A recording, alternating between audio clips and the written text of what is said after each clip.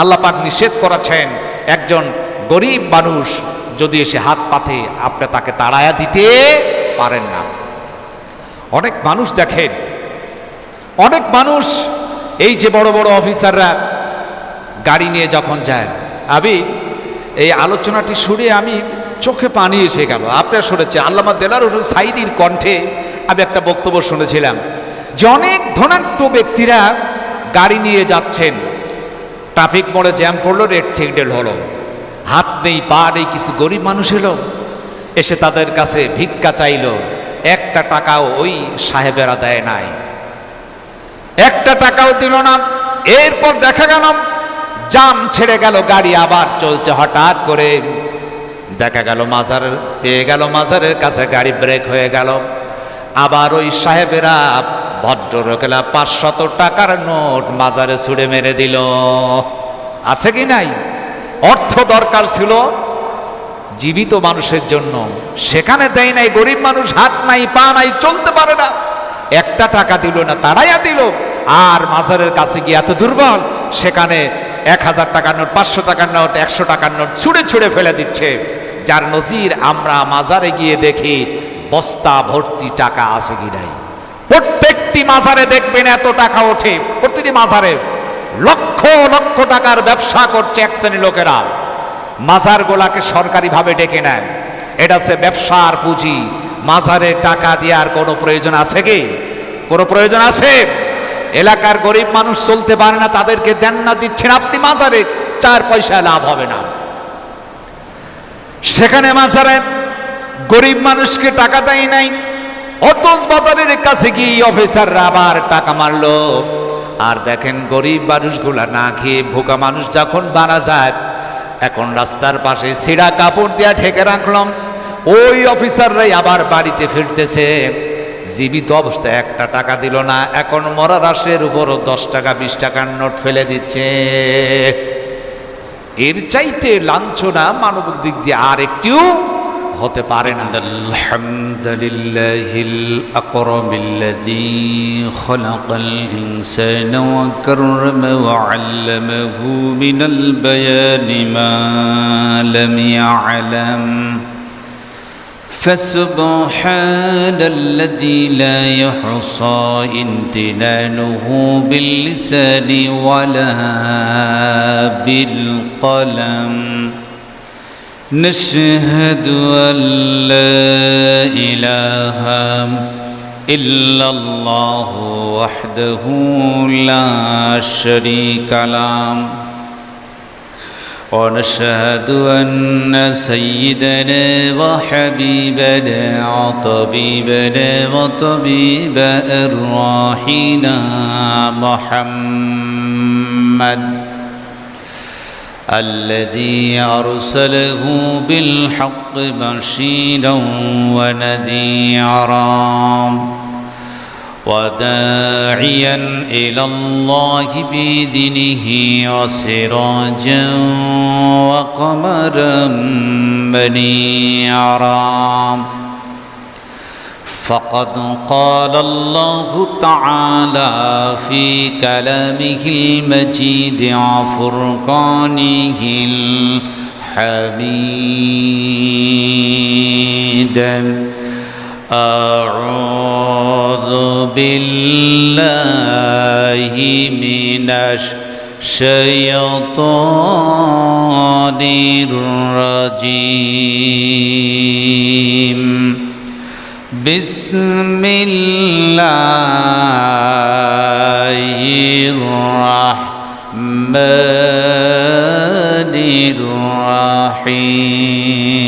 الرحيم إن الله يأمركم أن تودوا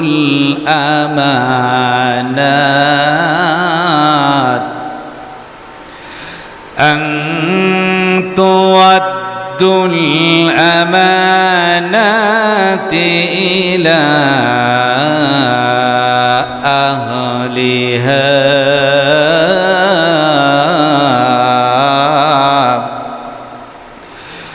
وإذا حكمتم بين الناس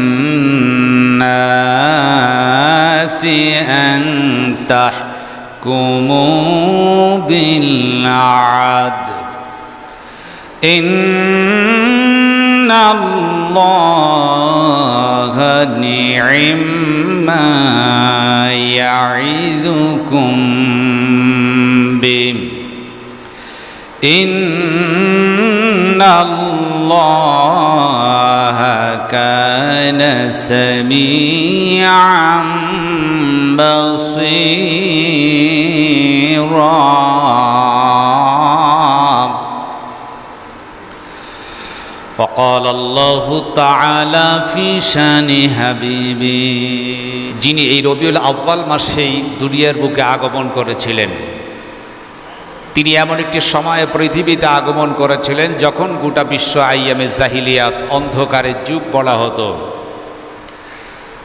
মানুষে মারামারি, কাটাকাটি, রাহাজানি, ব্যভিচার আর সন্ত্রাসীতে লিপ্ত ছিল। নারীদের কোনো ইজ্জত ছিল না। কন্যা সন্তান জন্মগ্রহণ করলে জীবিত কবর দেয়া হতো। ঠিক তেমনি সময় বিশ্বনবীজি তিনি পৃথিবীতে এসে পথ হারা মানুষের হাত ধরে সত্যের পথ দেখালেন। নির্যাতিতা নিপীড়িতা মা বোনদেরকে সব্বরের আসরে বসিয়ে দিলেন। সেই নবীর প্রতি ভক্তি ভরে মহাব্বতের সহিত আমরা দরুদ প্রেরণ করছি, সকলেই পড়ে নিচ্ছি সাল্লাল্লাহু আলাইহি ওয়াসাল্লাম। মহান তাবারক তাআলা যিনি এই রবিউল আউয়াল মাসের আজকে প্রথম জুমা, যে রসুল যে নেতা তিনি এই রবিউল আউয়াল মাসেই খানদান বংশ কোরাইশ বংশে 570 খ্রিস্টাব্দে তিনি এ পৃথিবীতে তাশরীফ এনেছিলেন। এ পৃথিবীর বুকে তিনি আগমন করেছিলেন। তিনি যখন এ পৃথিবীতে এসেছিলেন যেন গোটা পৃথিবীর বালুকোনাটাও আলোয় আলোকিত হয়েছিল। অন্ধকার দূর হলো, জাহিলিয়াতকে দূর করে সব কিছু উৎখাত করে সত্যের সন্ধান তিনি দিয়েছিলেন। সমস্ত জাহিলিয়াতকে, সব কিছুকে ভেঙে চরমার করে এক আল্লাহর পথে মানুষকে চলার জন্য সেই কাজ তিনি করেছিলেন। রসুল পাক সাল্লাল্লাহু আলাইহি সাল্লাম তিনি এ পৃথিবীতে এসেছিলেন যার সম্বন্ধে আল্লাহ পাক বলেছে ওয়া মা আরসালনাকা ইল্লা রাহমাতাল লিল আলামিন। সমগ্র জাহানের জন্য মুহাম্মদ সাল্লাল্লাহু আলাইহি ওয়াসাল্লাম ছিলেন তিনি রহমত। গোটা পৃথিবীর রহমত হিসাবে তিনি এই পৃথিবীতে আগমন করেছিলেন। তিনি যখন এ পৃথিবীতে এলেন তার শ্রেষ্ঠত্ব মর্যাদা আল্লাহ এত বেশি করেছিলেন যে রসুল পাক সাল্লাল্লাহু আলাইহি সাল্লাম যখন তিনি পৃথিবীতে এসেছেন, যখন তার আগমন হলো আমিনার গৃহে, অসংখ্য মানুষের সমাগম। কিতাবের মধ্যে লিখছে যে সেখানে ৭২ জন মহিলার সমাগম ছিল। এর মধ্যে আরবের শ্রেষ্ঠ ধনাঢ্য ব্যক্তি, শিক্ষিতা এবং সম্পদশালী যে মেয়েটি ছিল, নাম ছিল তার মারিয়া, তিনিও আমিনার গৃহে এসেছেন শিশু মুহাম্মদ সাল্লাল্লাহু আলাইহি ওয়াসাল্লামকে দেখার জন্য এসেছিলেন। এখন আল্লাহ রসুলের চাচা আবু লাহাব তিনি ছিলেন কাট্টা কাফির। তিনি যখন মাঠের মধ্যে তার সাথীদেরকে নিয়ে বৈঠক করতেছেন, মিটিংয়ে লিপ্ত, তার বাড়ির একজন দাসী ছিল, নাম ছিল সুয়াইবিয়া। তিনি গিয়ে একটা সংবাদ দিলেন নেতা। তিনি যখন ওই মিটিংয়ে প্রবেশ করেছেন, এখন আবু লাহাব ছিল নেতা, তার লজ্জিত হয়ে রেগে বললেন, সুয়াইবিয়া সম্ভ্রান্ত, এই মিটিংয়ের মধ্যে তুমি একজন আমার বাড়ির দাসী হয়ে প্রবেশ করে আমার সম্মান তুমি নষ্ট করেছো, আমাকে লাঞ্ছিত করেছো, তুমি চরম অপরাধী। কেন এসেছো? বিনা পারমিশনে আমার বাড়ি থেকে বের হওয়া তোমার নিষিদ্ধ ছিল, এবং আমার বাড়ির বাহিরে গেলে তোমাকে বেত্রাঘাতের কথা আমি বলেছিলাম। তুমি এসেছো, অন্যায় করেছো, আমি তোমারে প্রহার করতে চাই। কেন এসেছো? সঙ্গে সঙ্গে সুয়াইবিয়া বলেছিল, নেতা আমাকে মারেন, মারতে মারতে যদি মেরেও ফেলেন আমার কোনো আফসোস নাই। আমি কেন এসেছি একটা সংবাদ দেওয়ার জন্য, সেটি হচ্ছে মা আমিনার ঘরে শিশু মুহাম্মদ সাল্লাল্লাহু আলাইহি ওয়াসাল্লাম, মা আমিনার ঘরে ছোট্ট একটা শিশুর জন্ম হয়েছে। সেখানে অসংখ্য মানুষ আগমন করেছে। এর সংবাদটি দেওয়ার জন্যই আমি আপনার কাছে এসেছি। আপনি আমারে মারেন আর যাই করেন, একটু আপনার ভাতিজাকে দেখে আসেন। আবু লাহাবের একটু কৌতূহল হলো যে দেখি তো বেচারাটা। যখন বলল আসলে দেখে আসি, এরপর শাস্তি যা দেওয়ার দেওয়া হবে। আবু লাহাব খুব রেগে গিয়েছেন। এখন আমিনার গরিব মানুষ ছোট্ট ঝুপড়ি ঘরের সামনে যখন যাচ্ছেন, নেতাকে দেখে লোকেরা ভয় পাচ্ছেন, কারণ তার চরিত্র ছিল খারাপ, মেজাজ ছিল হট মেজাজি, যাকে তাকে জাতামাতা বলে ফেলত। আমাদের দেশে কিছু দেখেন, কিছু নেতা ছিল কিছুদিন পাতি নেতা, যাকে তাকে যখন তখন যেটা সেটা বলে বকা দিত, মানুষ ভয় পেত, তার মান সম্মানের তোই ছিল না। আমরা অনেক সময় বাংলাদেশের বিভিন্ন জায়গায় তাফসির মাহফিলে গিয়েছি, ভয় পেতাম এদেরকে দেখ। কারণ কি? এদের তো মান সম্মান ছিল না, যেখানে সেখানে বকা সকা দিয়ে মঞ্চ থেকে আমাদের নামায় দিত। আল্লাহ পাক বলে ওয়ামা কারু ওয়ামা কারাল্লাহ আল্লাহু খায়রুল মাকিরিন। তুমি যতই কৌশলবাজি হও না কেন, সবচাইতে উত্তম কৌশলবাজি হচ্ছে আমার আল্লাহ। আজকে যারা কৌশলবাজি হয়েছিল, সমস্ত কৌশলকে ভেঙে চুরে নস্যাৎ করে দিয়েছে। কথা বল ঠিক কিনা? আবু লাহাব ওই রকমের একটা নেতা ছিল, ওকে দেখে লোকেরা ভয় পাচ্ছে। তো তিনি গিয়ে দেখলেন যে সেখানে ৭২ জন মহিলা বসা, এর মধ্যে সবচাইতে শিক্ষিতা যে মহিলা, ওর নাম ছিল মারিয়া। একদিকে ধনাঢ্য সম্পদশালী আর একদিকে শিক্ষিতা। প্রশ্ন করলো, মারিয়া, একটা গরিব যার কেউ নাই, সেই বাড়ি আমিনার ঘরে তোমার মতো একজন শিক্ষিতা ধনাঢ্য ব্যক্তি এসেছো, অর্থাৎ গরিব মানুষ। দেখেন আমাদের দেশের যখন কোনো মায়েরা সন্তান প্রসব করে, আশেপাশের মহিলারা সেখানে ভিড় জমায়। জমায় কি জমায় না? তবে গরিবের চাইতে ধনাঢ্য মেয়ে হলে একটু বেশি লোক হয়। গরিবের তো ততটা ভালোবাসা মহব্বত মানুষের দেয়। আবু লাহাব বলছে, একজন গরিব, তার বাড়িতে তোমার মতো একজন মহিলা। মারিয়া জবাবে বলেছিল, নেতা, আমি কেন এসেছি মা আমিনার ঘরের মধ্যে একবার উকি দিলেই আপনি বুঝতে পারবেন আমি মারিয়া কেন এখানে বসা। আবু লাহাব আস্তি করে মা আমিনার ঘরের দরজার পাশে দাঁড়ালেন। শিশু মুহাম্মদ সাল্লাল্লাহু আলাইহি ওয়াসাল্লামের চেহারার দিকে তাকালেন। তাকায় দেখলেন, আশ্চর্য হয়ে গেলেন, এত সুন্দর চেহারা কি মানুষের হতে পারে নাকি? মনে হলো যেন আকাশের চারটায় আমিনার ঘরে ধরা দিয়েছে। সুবহান, এ তো আকাশে চাঁদ নেমেছে, এত সুন্দর মানুষ হয়। আবু লাহাব আশ্চর্য হয়ে গেলেন। আবু লাহাব শিশু নবীকে দেখে খুবই আশ্চর্যান্বিত হলেন। এত সুন্দর চেহারা, এটা মানুষ না অন্য কিছু। আবু লাহাব চলে এলেন, তার বাড়ির দাসী সোয়াইবিকে ডাকতে বলেন, সোয়াইবের, আমি আইন করেছিলাম আমার বাড়ির বাইরে বিনা পারমিশনে গেলে 1 ঘন্টাও যদি সময় অতিবাহিত করো, এর কারণে 100 ব্যত্যাঘাত করার আইন করেছিলাম। আমি তো তোমারে মারতে চেয়েছিলাম, এমন একটা সংবাদ দিয়েছ, মারার তো দূরের কথা সোয়াইবি, আমি তোমার একটু পুরস্কার করতে চাই। সুবহানাল্লাহ, মারার তো দূরের কথা, পুরস্কৃত তোমারে করতে চাই, কিন্তু কি দিব? আমার কাছে তো কিছু নাই, কি দিয়ে তোমারে পুরস্কার দিব? এই সময় আবু লাহাব তার শাহাদত আঙ্গুলি ইশারা করে বলেছিল, সোয়াইবিয়া যাও, এমন একটা সুসংবাদ দিলে খুশি হইয়া আমি আজকে আমার বাড়ি থেকে তোমারে মুক্তি দিয়ে দিলাম। সুবহানাল্লাহ, আর তা সিঁড়ি করতে হবে না, তোমাকে মুক্ত করে দিলাম। একজন কাট্টা কাফির আবু লাহাব, বিশ্ব নেতা, বিশ্ব নবীর জন্মে খুশি হইয়া বাড়ির দাসী সোয়াইবিয়াকে শাহাদত আঙ্গুলি ইশারায় মুক্ত করার কারণে আমার রব, আমার আল্লাহ তার প্রতি খুশি হলেন। বছরে ওই দিনটি যখন এসে যেত, আবু লাহাবের কবরে আযাব আল্লাহ বন্ধ করে দিতেন, আর শাহাদত অঙ্গুলি মুখে চুষা দিলে মধুপানের স্বাদ তিনি পেয়ে যেতেন। সুবহান।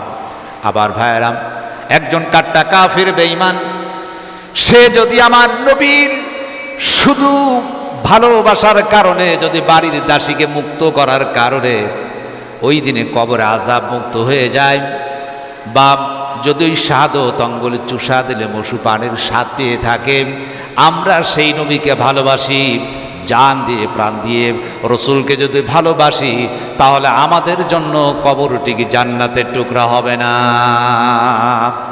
মুক্তি আমরা পাবো কি পাবো না? আবু লাহাব যদি ওই দিনে মুক্তি পেয়ে যায়, সেই রসুলের আদর্শ যদি আমরা বাস্তবায়ন করতে পারে 100%, আল্লাহ পাক তিনি আমাদেরকে মুক্ত করে দেবেন। কথা বলেন ঠিক কিনা? এই জন্য আল্লাহ রাব্বুল আলামিন বলেন, কুল ইন কুনতুম তুহিব্বুনাল্লাহা ফাত্তাবিউনি ইউহিব্বুকুমুল্লাহ ওয়া ইয়াগফির লাকুম যুনুবাকুম আল্লাহু গফুরুর রহিম।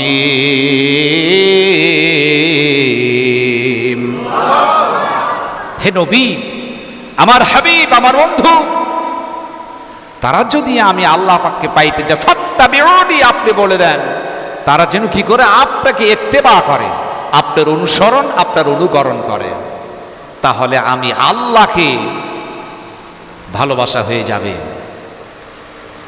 যদি আপনার ইত্তেবা করতে পারেন, ইয়াগফির লাকুম যুনুবাকুম, আমি আল্লাহ পাক কি করব? তাদের গুনাহসমূহকে মাফ করে দেব। সুবহান। আমার রাসূলের ইত্তেবা, তার অনুসরণ, তার অনুকরণ যদি আমরা করতে পারি, আল্লাহ পাক ওয়াদা করছেন তার জীবনের সমস্ত গুনাহ খাতাকে মাফ করে দিব। জরুর সুবহান। এন্ড রাসূলের ইত্তেবা, যে রাসূল আসলেন নেতা হিসাবে এই দুনিয়াতে, সমস্ত ইমামের ইমাম ছিলেন, সমস্ত নেতা ছিলেন, যার শান আল্লাহ বলেন, লাকাদ কানা লাকুম ফি রাসূলিল্লাহি উসওয়াতুন হাসানাহ। মুহাম্মদ সাল্লাল্লাহু আলাইহি সাল্লাম তোমাদের ছিল এক উত্তম আদর্শের প্রতীক। তার আদর্শের সার্টিফিকেট স্বয়ং আমার আল্লাহ দিয়েছেন। সুবহানাল্লাহ। আমার রাসূলের আদর্শের সার্টিফিকেট কে দিয়েছেন? চরিত্রের সার্টিফিকেট দিয়েছেন আল্লাহ। আর আমাদের চরিত্রের সার্টিফিকেট যেমন আমাদের সম্মানিত চেয়ারম্যান সাহেব দিয়ে থাকেন, আমার চরিত্র কতটুকু ভালো সেটা চেয়ারম্যান সাহেব জানেন না, পাইকিরি হারে লিখে দেয় এর চরিত্র ভালো, রাষ্ট্রবিরোধী কোনো অপরাধে কার্যকলাপে তিনি জড়িত নাই, তার চরিত্রটা ভালো। চারিত্রিক সার্টিফিকেট চেয়ারম্যান সাহেব দিয়ে থাকে কি থাকে না? দেয় কি দেয় না? কিন্তু চেয়ারম্যান সাহেবের নিজের চরিত্র ঠিক আছে কিনা সেটাও সে জানে না। নিজের চরিত্র ঠিক নাই, লোকের চরিত্রর সার্টিফিকেট দিচ্ছেন। নামাজ নেই, আল্লাহ নেই, রসুল নেই, এরপর তার চরিত্র ভালো সার্টিফিকেট দিচ্ছেন। কত আত্মসাৎ, সম্পদ লুণ্ঠন, কত ধর্ষণ, রাহাজানি, অন্যায়, জুলুম, নির্যাতনের মধ্যে জড়িত, সেও যদি আসে সুন্দর করে সার্টিফিকেট দিয়ে দিচ্ছেন সিগনেচার করে, এর চরিত্র ভালো। কিন্তু আবার রসুলের চরিত্র স্বয়ং আল্লাহ দিয়েছে, যার চরিত্রের কোনো কলঙ্ক নাই। কথা বলে ঠিক কিনা? সেই রসুল তিনি এসেছেন এই পৃথিবীতে, আগমন করলেন। আল্লাহর নবী বিশ্বনবী মুহাম্মদ সাল্লাল্লাহু আলাইহি সাল্লাম তিনি এই পৃথিবীতে আগমন করলেন, পৃথিবীতে চলে আসলেন রহমত হিসাবে, গোটা পৃথিবীর রহমত হিসাবে আসলাম। আব্দুল মুত্তালিব আমিনার তাঁবুর সামনে দাঁড়ানো, তায়েব থেকে আগত লোকদেরকে ডেকে বলল, শোনো, এই ঘরের মধ্যে একটা এতিম সন্তান আছে, কেউ যদি তারে নিতে পারো, কিন্তু অর্থ করি, টাকা পয়সা দেয়া যাবে না।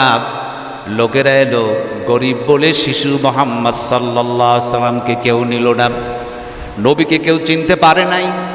সর্বশেষে এলো ভাগ্যবতী মহিলা হালিমাতুস সাদিয়া, এসে হাজির হলেন। আব্দুল মুত্তালিব ডেকে বললেন, হালিমাতুস সাদিয়া, এই ঘরের মধ্যে ছোট্ট একটা বাচ্চা আছে, এতিম সন্তান, এর বাবা নাই।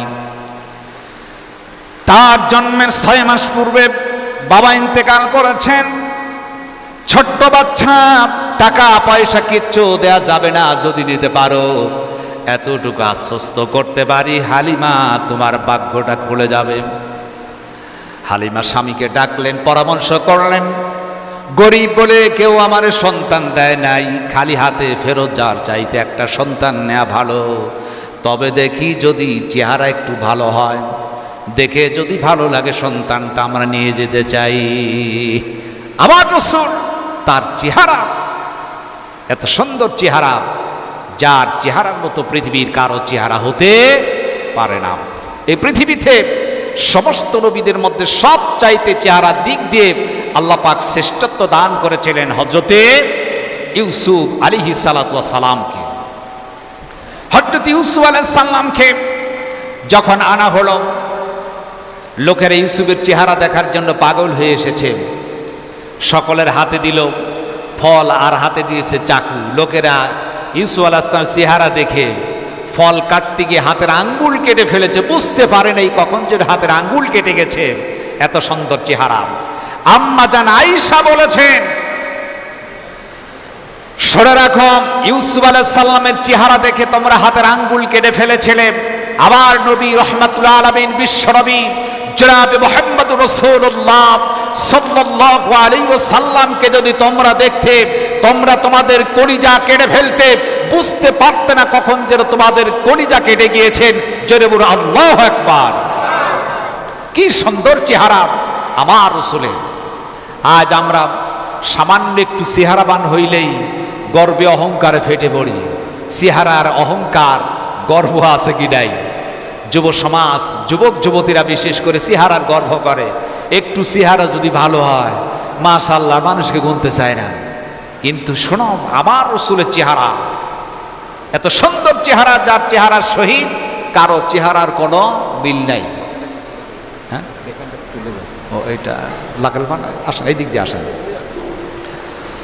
তো আবার ভাইরা, সেই রাসূল রাহমাতুল আলামিন সাইয়্যিদুল মুরসালিন জনাবে মুহাম্মদুর রাসূলুল্লাহ সাল্লাল্লাহু আলাইহি সাল্লাম তিনি পৃথিবীতে আগমন করেছেন। হালিমাতুস সাদিয়া স্বামীর সহিত পরামর্শ করলেন। এরপর তিনি ছোট বাচ্চাকে নিলেন। হালিমা বলেন, আমি ছোট বাচ্চাকে শুধু আমার কোলে উঠাইলাম। উঠানোর পর তাকায় দেখে এত সুন্দর চেহারা, আমার মনে হলো আকাশের পূর্ণিমার চাঁদ যেন আমি হালিমার কোলে ধরা দিয়েছে। সুবহান। হালিমাতুস সাদিয়া বলেন, ছোট্ট বাচ্চা মুহাম্মদ সাল্লাল্লাহু আলাইহি সাল্লামকে নিয়ে রওনা দিলাম। আমার দুর্বল গাধা সকলের শেষে এসেছিল, সেই গাধা এখন সকলের আগে পৌঁছে গেল। গাধা সবল হল, কুয়াতে পানি বাড়লো, খেজুর গাছের খেজুর বাড়লো, ফসল বেড়ে গেল, সব কিছু উন্নতি হলো, বরকত বেড়ে গেল। আমার কাছে থাকলেন শিশু মুহাম্মদ সাল্লাল্লাহু আলাইহি ওয়াসাল্লাম। আমি শিশু নবীকে আমার ডান স্তনের দুধ পান করার জন্য যখন ধরলাম, শিশু নবী তৃপ্তির সহিত দুধ পান করলেন। আমার মনে হলো যেন এখনো পেট তার পূর্ণ হয় নাই। বাম স্তন চেষ্টা করলাম, বারবার করে চেষ্টা করেছি, শিশু মুহাম্মদ সাল্লাল্লাহু আলাইহি ওয়াসাল্লাম মুখে বাম স্তন আমি প্রবেশ করাইতে পারি নাই।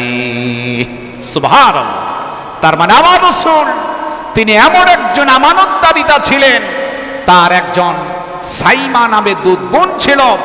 আল্লাহ রাসূল তখন শিশু, তার ছোট বোনের জন্য বাম স্তন রেখেছেন। তিনি জানতেন যদি বাম স্তনের দুধটা আমি পান করে ফেলি, দুধ বোনের সহিত ইনসাফ কায়েম হবে না, এটা আমার জন্য ইনসাফ হবে না। এজন্য বারবার চেষ্টা করার পরও শিশু নবী মুহাম্মদ সাল্লাল্লাহু আলাইহি সাল্লাম তার দুধমা হালিমার বাম স্তনে কখনো মুখ লাগাই নাই। জোরে বলুন সুবহান। কি রাসূল, কি নেতা, কি ব্যক্তি ছিলেন, তার ইনসাফ কি ছিলেন, তার আমানতদারিতা কেমন ছিলেন। ছোট্ট বাচ্চা, তার ছোট বোন সাইমা যেন বঞ্চিত না হয়। আজ আমাদের মধ্যে সেই আমানতদারিতা নাই, আমাদের মধ্যে সেই ইনসাফ নাই।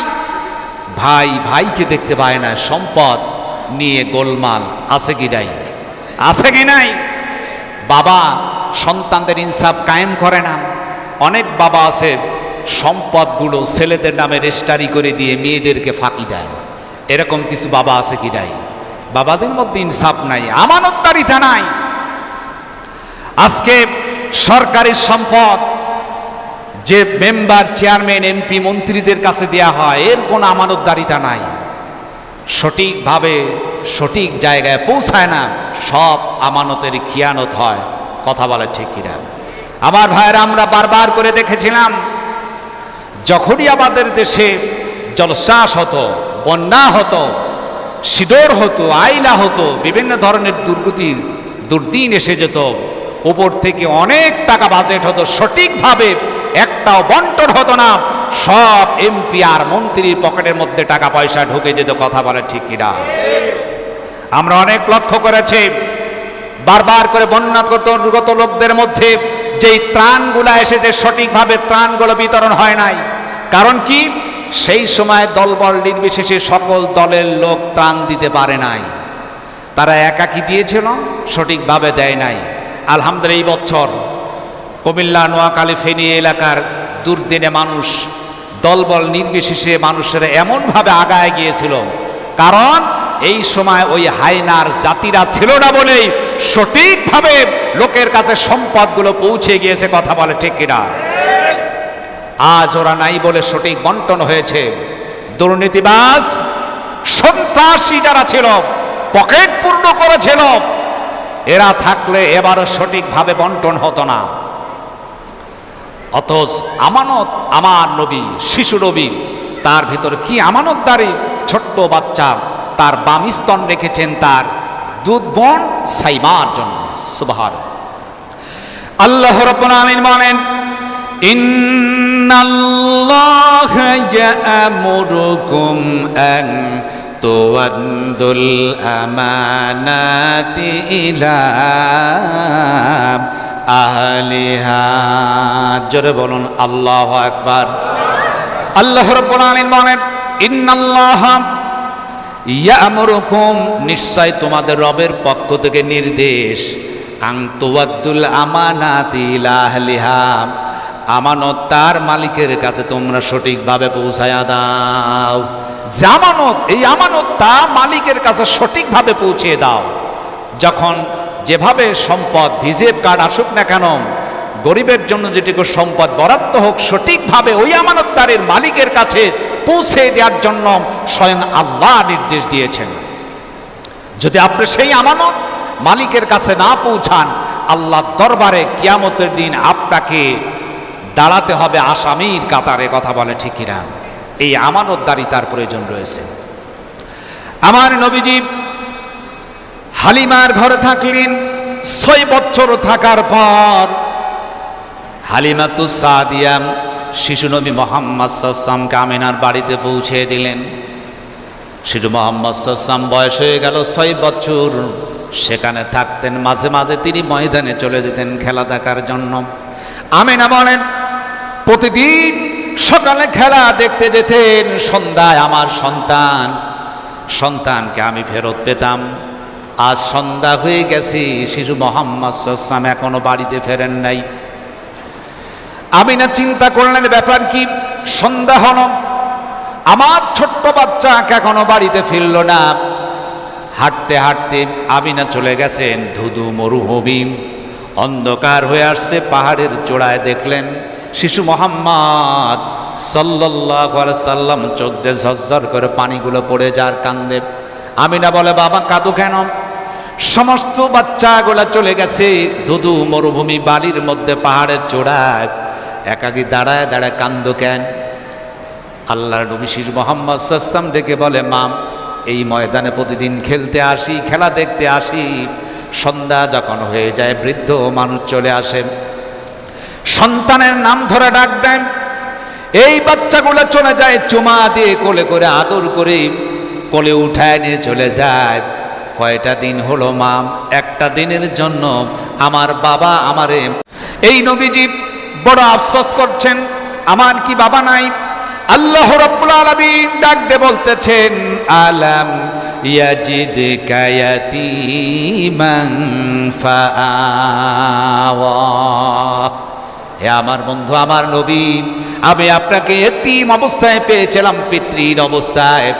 আমি আল্লাহ কি আপনাকে আশ্রয় দেই নাই? আমি আপনাকে এতিম পেয়েছিলাম, আমি আপনাকে আশ্রয় দিয়েছি। আহারে, সমস্ত এতিমদের নেতা হচ্ছে আমার নবী। এর চাইতে বড় এতিম আর কেউ নাই, যাতে কোনো এতিম অভিযোগ না করতে পারে মুহাম্মদ সাল্লাল্লাহু আলাইহি ওয়াসাল্লাম তিনি এতিমের মহব্বত বুঝবেন না, এ অভিযোগ করার সুযোগ থাকবে না। আমার নবী সব চাইতে বড় তিনি এতিম ছিলেন। আল্লাহ রাব্বুল আলামিন এই জন্য তিনি বলেছেন, হে আমার নবী, আমার বন্ধু, আমার হাবিব, আমি আপনাকে পিতৃহীন অবস্থায় ফেলাম, আপনি তো ছিলেন ইয়াতীম, আমি আপনাকে আশ্রয় দান করেছি। ওয়াজাদাকা দাল্লান ফাহাদা। আপনি পথ ভোলা ছিলেন, পথের সন্ধান আমি আল্লাহ দিয়েছি। ওয়াজাদাকা আইলান ফাগনা, আপনি সহায় সম্বলহীন ছিলেন, আমি আপনাকে সম্পদ দান করেছি। সুবহান। সুতরাং হে নবী, আমার নবী ছিলেন এতিম। এই এতিমদের সম্বন্ধে আল্লাহ রাব্বুল আলামিন বলেন, ফাআম্মাল ইয়াতীমা ফালা তাকহার ওয়া আম্মাস সাইলা ফালা তানহার ওয়া আম্মা বিনি'মাতি রাব্বিকা ফাহাদ্দিস। জোরে বলুন আল্লাহু আকবার। আল্লাহ রাব্বুল আলামিন বলেন, ফাম্মাল ইয়াতীমা ফালা তাকহার, ইয়াতীমদের সহিত খারাপ ব্যবহার করবে না, এদের সহিত খারাপ ব্যবহার করা যাবে না, গলায় ধাক্কা দিয়া তাড়ায় দিবা না। ওয়া মাসাইলা ফালা তানহার, আর সাইলকারীদের সহিত শক্তভাবে দৃঢ়তার সহিত কথা বলবা না, ওদেরকে তাড়ায় দিবা না, গাল মন্দ করবা না। নির্দেশ করেছেন কে?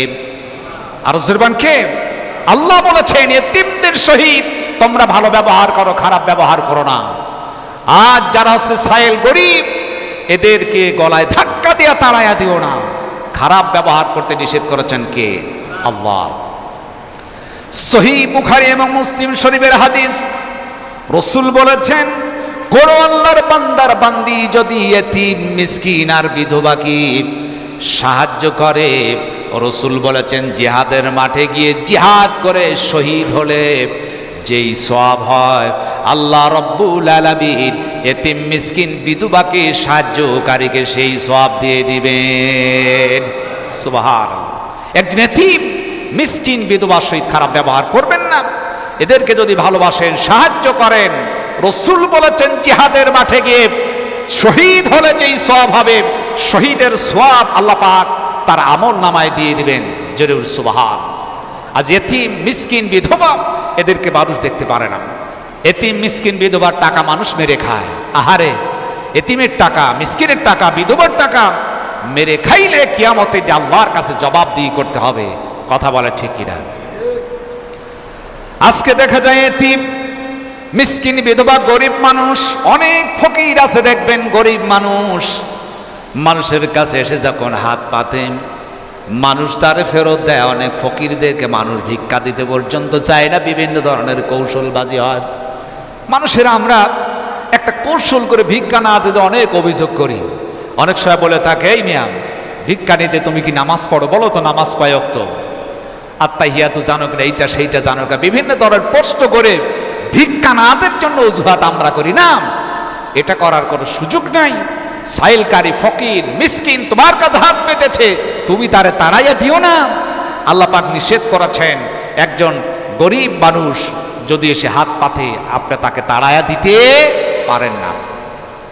অনেক মানুষ দেখেন, অনেক মানুষ এই যে বড় বড় অফিসাররা গাড়ি নিয়ে যখন যায়, আমি এই আলোচনাটি শুনে আমি চোখে পানি এসে গেল। আপনারা শুনেছে আল্লামা দেলাওয়ার হোসেন সাঈদীর কণ্ঠে আমি একটা বক্তব্য শুনেছিলাম যে অনেক ধনাঢ্য ব্যক্তিরা গাড়ি নিয়ে যাচ্ছেন, ট্রাফিক মোড়ে জ্যাম পড়লো, রেড সিগন্যাল হলো, হাত নেই, পা নেই, কিছু গরিব মানুষ এলো, এসে তাদের কাছে ভিক্ষা চাইলো। একটা টাকাও ওই সাহেবেরা দেয় নাই, একটা টাকাও দিল না। এরপর দেখা গেল জাম ছেড়ে গেল, গাড়ি আবার চলছে। হঠাৎ করে দেখা গেল মাজার পেয়ে গেল, মাজারের কাছে গাড়ি ব্রেক হয়ে গেল। আবার ওই সাহেবেরা ভদ্রলোকেরা 500 টাকার নোট মাজারে ছুঁড়ে মেরে দিল। আছে কি নাই? অর্থ দরকার ছিল জীবিত মানুষের জন্য, সেখানে দেয় নাই। গরিব মানুষ, হাত নাই পা নাই, চলতে পারে না, একটা টাকা দিল না, তাড়াইয়া দিল। আর মাজারের কাছে গিয়ে এত দুর্বল, সেখানে 1000 টাকার নোট, 500 টাকার নোট, 100 টাকার নোট ছুঁড়ে ছুঁড়ে ফেলে দিচ্ছে। যার নজির আমরা মাজারে গিয়ে দেখি বস্তা ভর্তি টাকা আছে কি নাই। প্রত্যেকটি মাজারে দেখবেন এত টাকা ওঠে, প্রতিটি মাজারে লক্ষ লক্ষ টাকার ব্যবসা করছে এক শ্রেণীর লোকেরা। মাজার গোলাকে সরকারিভাবে ডেকে নেন, এটা হচ্ছে ব্যবসার পুঁজি। মাজারে টাকা দেওয়ার কোনো প্রয়োজন আছে কি? কোনো প্রয়োজন আছে? এলাকার গরিব মানুষ চলতে পারে না, তাদেরকে দেন না, দিচ্ছেন আপনি মাজারে, 4 পয়সা লাভ হবে না। সেখানে মাজারে গরিব মানুষকে টাকা দেয় নাই, অথচ বাজারের কাছে গিয়ে অফিসাররা আবার টাকা মারলো। আর দেখেন গরিব মানুষগুলা না খেয়ে ভোকা মানুষ যখন মারা যায়, এখন রাস্তার পাশে ছিঁড়া কাপড় দিয়া ঢেকে রাখলাম। ওই অফিসাররাই আবার বাড়িতে ফিরতেছে, জীবিত অবস্থায় একটা টাকা দিল না, এখন মরা রাশের উপরও 10 টাকা 20 টাকার নোট ফেলে দিচ্ছে।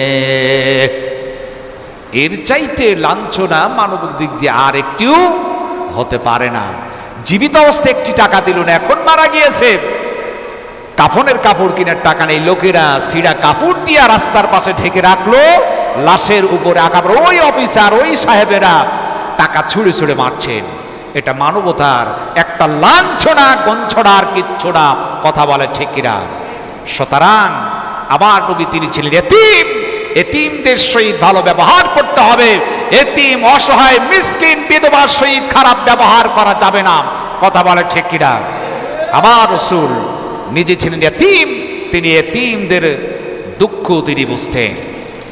সেই রাসূল বিশ্বনবী, বিশ্ব নেতা, তিনি এই পৃথিবীতে আগমন করেছিলেন এই রবিউল আউয়াল মাসের।